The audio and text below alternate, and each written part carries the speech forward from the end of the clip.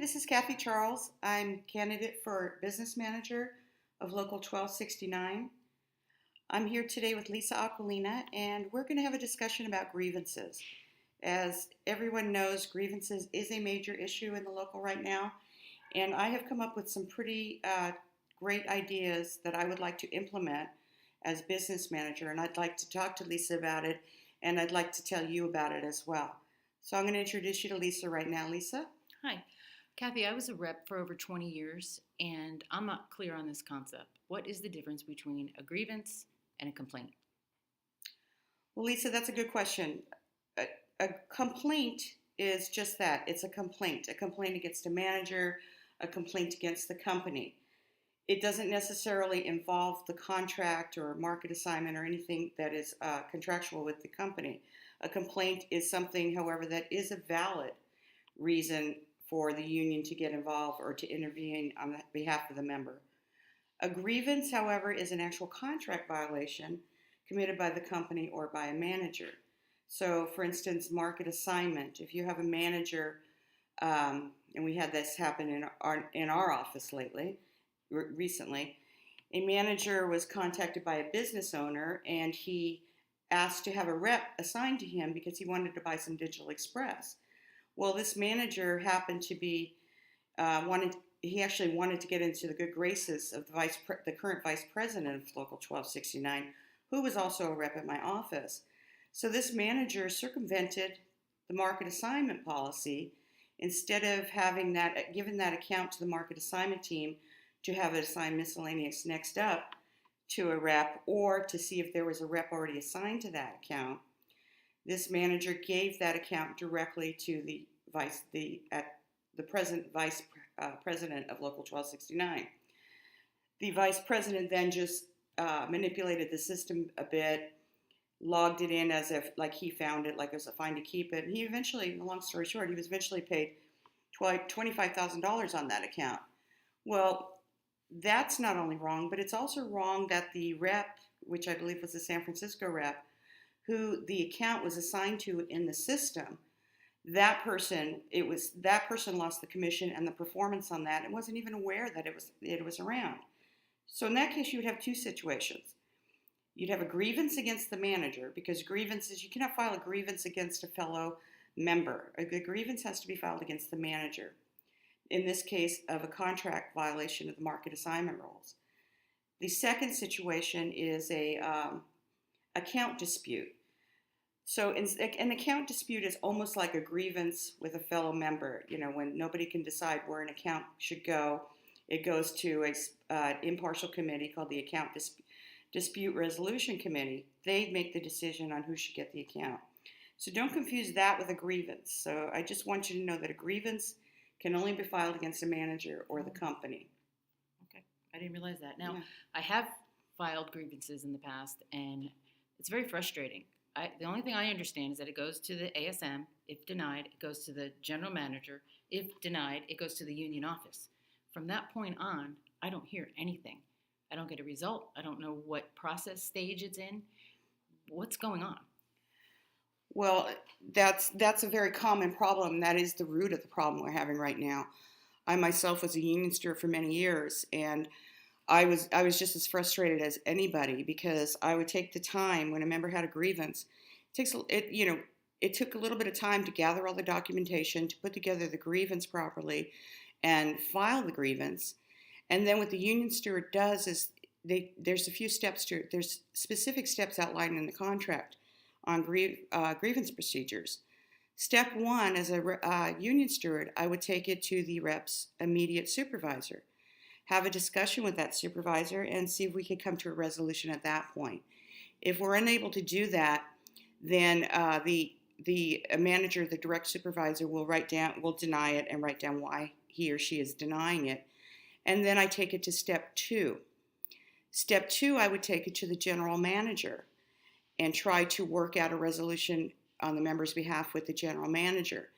If that process resulted in a denial, then it would go to the union office. And at that time, it was Casey Lewis or Karen Gowdy, any of the business reps, or Stephen Guthrie.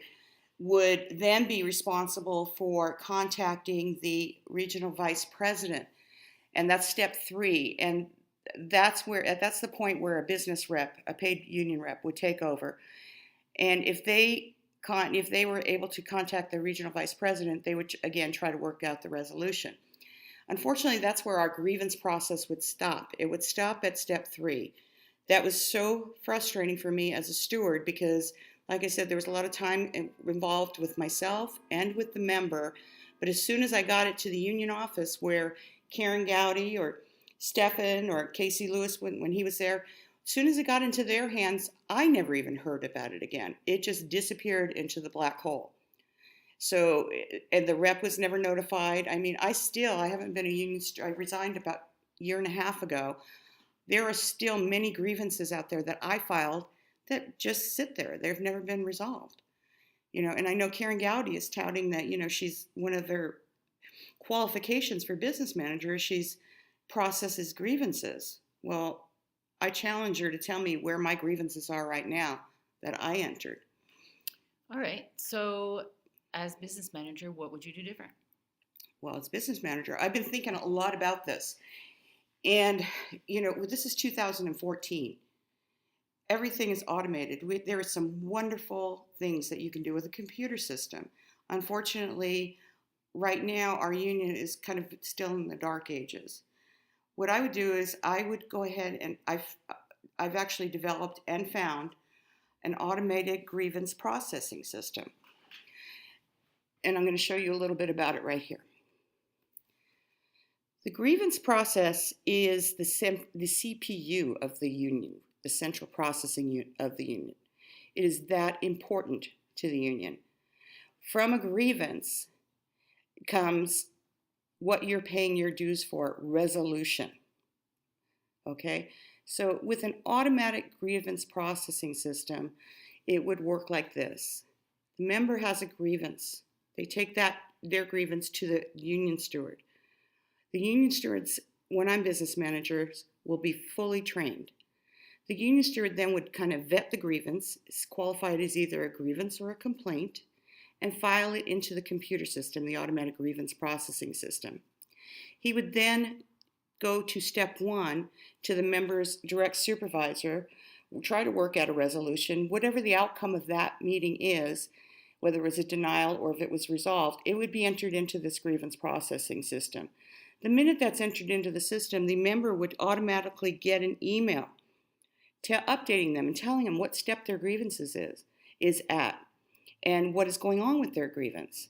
So in this case, if the grievance was denied, the member would get an email saying, your grievance was denied at step 1, and it will go to step 2, and the step 2 has 7 days to respond. So the steward then would take it to the general manager.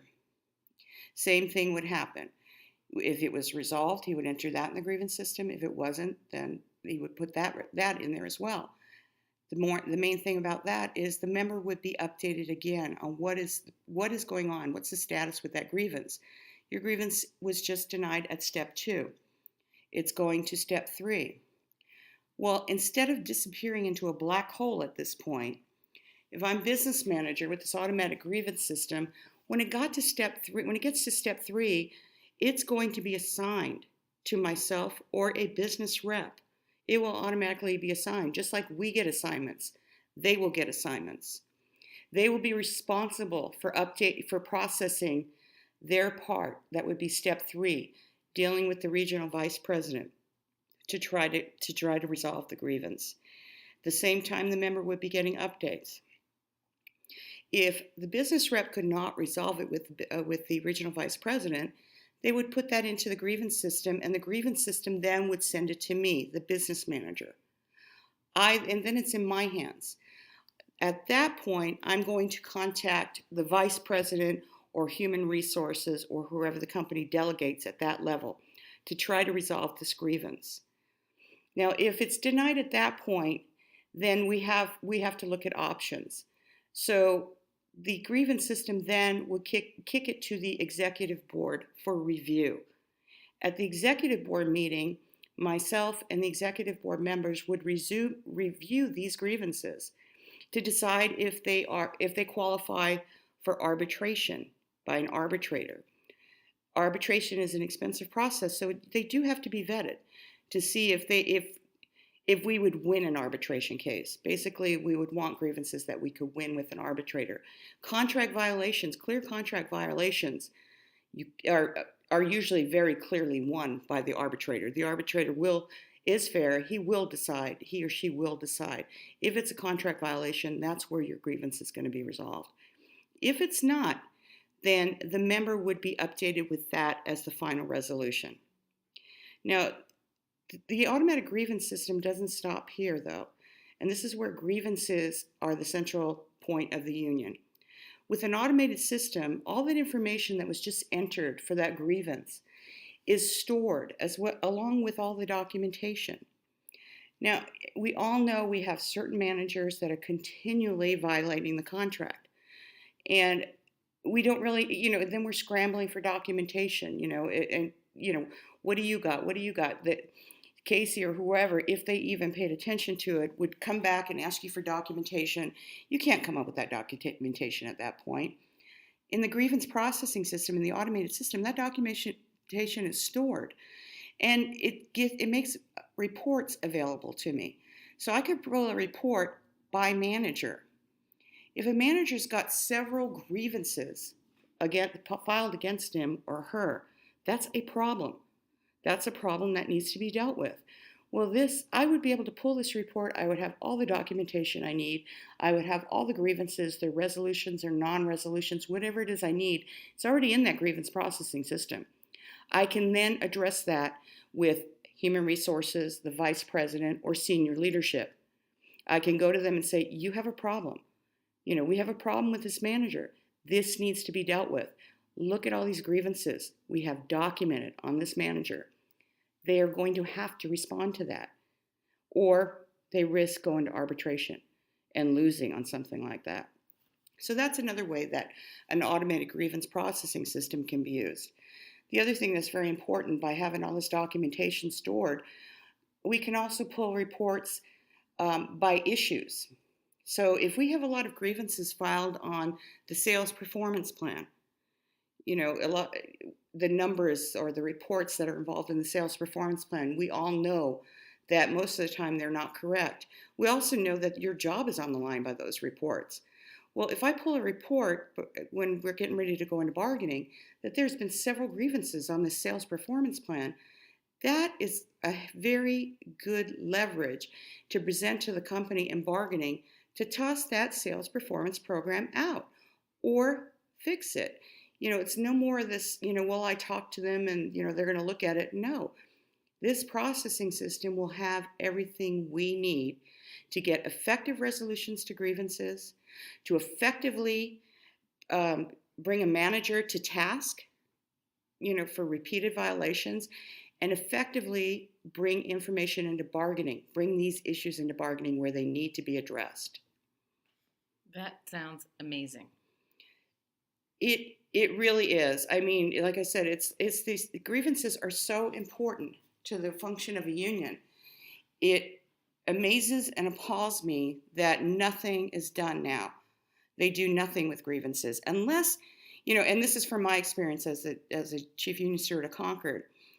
The only time Phil Hanley would really get involved in a grievance, because he has processed some grievances for people, especially some reps in Pleasanton, and he did a good job on the ones that he processed.